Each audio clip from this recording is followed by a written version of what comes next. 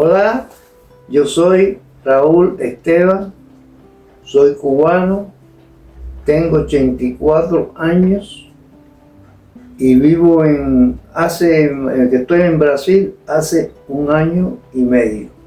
Eso eran las tres cosas fundamentales que había en el área. Ya después voy a explicar la parte de materia prima, porque el área de materia prima era muy amplia, porque la pintura, el 95% de la materia prima eran importadas. De ahí que la fábrica, después de la revolución, trabajaba bastante pocos meses en el año para el campo. Como hoy se zafra cortando caña. Ese es otro tema con el que voy a explicar después.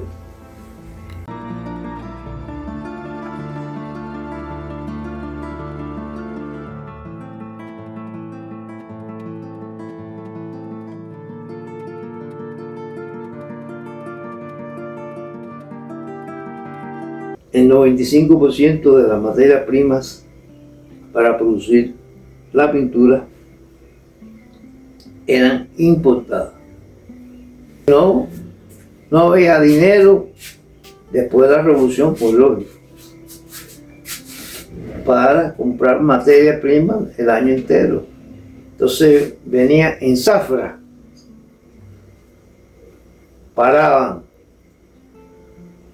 y en ese tiempo de zafra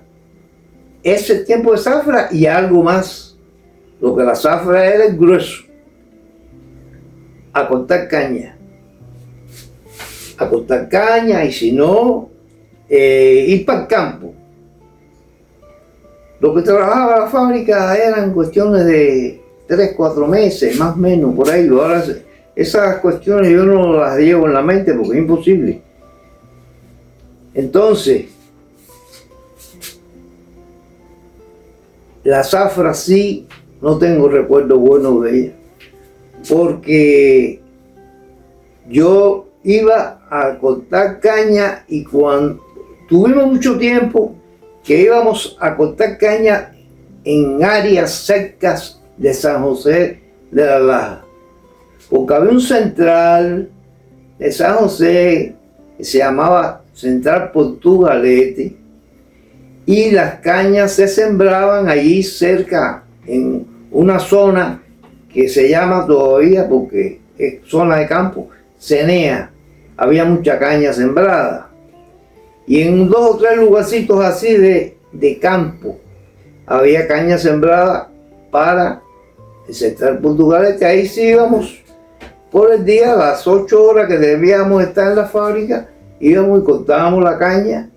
Y bueno, había un transporte que nos llevaba y nos traía el almuerzo, no sé, yo ahora no me acuerdo cómo era el proceso del almuerzo, pero bueno, todo eso era se iba haciendo. La parte mala de la caña, del corte de caña, el campo, era la zafra cuando iba albergado.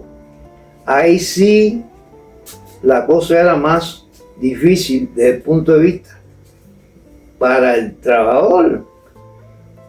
Yo me acuerdo que yo fui a 4 o 5, a donde único nunca fui fue a Camagüey. Ya eso es una provincia mucho más lejos de San José de la Laja. Voy a empezar a hablar de la zafra. La zafra que salíamos, que íbamos albergados a cortar caña para fuera de, ya lejos, que no era en el área de San José. Que yo recuerde, fui a una zafra allá a Pinar del Río, cerca de La Habana, un municipio, yo no recuerdo el nombre ahora, un municipio que había ahí cerca de La Habana. Entonces, sí, más o menos creo que fue cerca de Candelaria, por allá. Era otro nombre, pero no recuerdo. Entonces, estuve en ese, estuvimos, yo digo estuve, bueno, claro, porque estoy hablando de mí, pero en un grupo. Ese, estuvimos allá cerca de Bainoa y Aguacate. Aguacate es también un poblado. Estuvimos en donde más hay más. Déjame decir de forma puesto. El último que tuvimos fue en San Nicolás, que ahí, eso sí, no se me olvida por varias razones, porque fue la última zafra que hice yo, que fue en el 70, por un machetazo que todavía tengo la cicatriz ahí. Fue producto se cortaba caña, le daban candela a la caña porque no pagaban ni tenían mano de obra para guataquear y el deshierve. ¿Qué hacían? Un día antes de que ya iban a cortarla, le daban candela y claro, los bejucos que se quedaban enredados, que eso no se partían ni nada, se me enredó. Y cuando levanté el machete, se levantó y me di el machetazo ese, que fue hasta cierto punto mi salvación, porque ahí ya yo no hice más zafra. Fue la del 70. Cuando yo hablo de que dormíamos en hamacas, era que no eran camas, eran hamacas, 2 palos y amarra y ya, una lona gorda que tenías que llevarla tú. Eso no da. Bueno, había, yo creo que de saco y eso, había alguna, pero bueno, yo llevaba la mía y esa era la parte. Y entonces para bañarte, como estaba hablando mi hija, preguntando, para bañarte eran casi en intemperie, eran cuadrados que hacían de tela o de yagua o tabla, algo de eso. Y entonces con un cubo, todo era la comida así más o menos, no es la crisis de comida que hay ahora, no. En aquella época, estoy hablando en los años 60 y pico, 70 y pico. Bueno, yo estuve en la fábrica de pintura, creo que fueron 16 años. Yo las fechas y los datos de años y todo eso acudo a mi mente y busco la forma de ser lo más exacto posible, porque las fechas y eso sí yo las tengo más precisas, las tenía allá en Cuba con papeles y eso.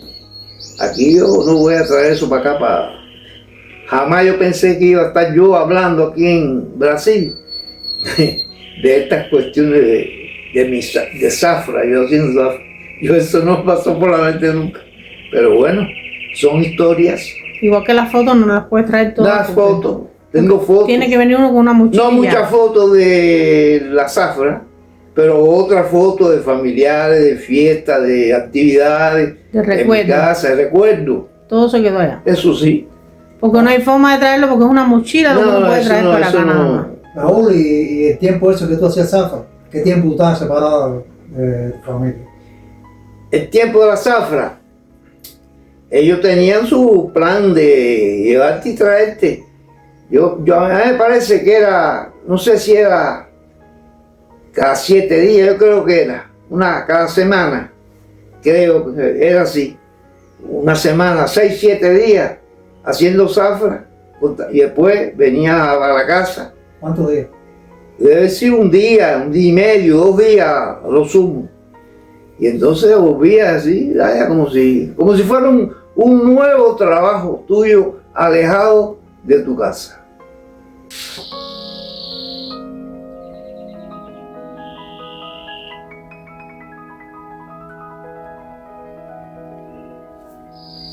Bueno, ahí en lo que yo he hecho en este video, lo que he conversado, está la parte quizás más larga de mi etapa como trabajador en la fábrica.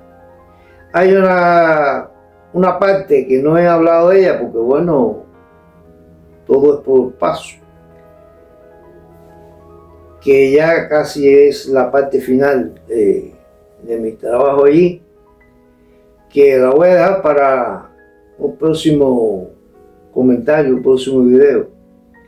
Lo que sí quiero que recuerden de darme su like, compartir, si tienen algún criterio, hacen su escritico, su contento y feliz conmigo y con ustedes. Así que hasta la próxima y nos vemos pronto.